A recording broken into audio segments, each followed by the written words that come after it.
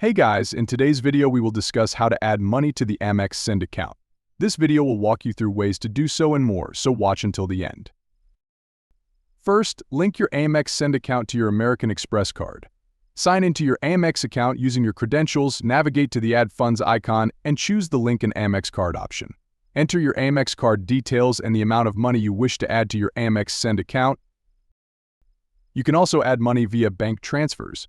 Although this method can take about 3 working days, it is the most secure way to add money to the Amex Send account. To do this, log into your Amex Send account and link your bank account to it. After linking, choose the Add Funds icon and follow the provided bank details to transfer money directly from your bank account to your Amex Send account. Another way to add money is through a cash deposit. Visit your nearest Amex branch and deposit money into your Amex Send account. At the branch, provide your account information and the amount of money you want to deposit. After charging a service fee, the teller will instantly add the money to your Amex Send account. So, that's how you can add money to your Amex Send account. It is that simple. Thanks for watching.